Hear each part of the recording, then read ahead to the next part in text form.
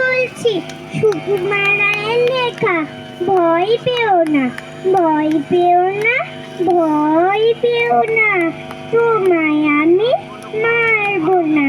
সত্যি বলছি, কুস্তি করে তোমার সঙ্গে পারবো না।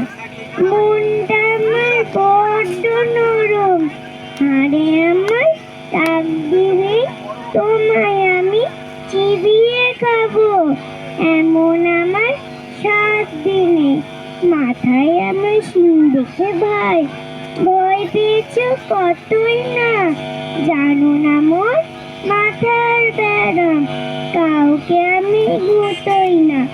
এসো এসো, গর্তে এসো, বাস করে যাও 4টি দিন।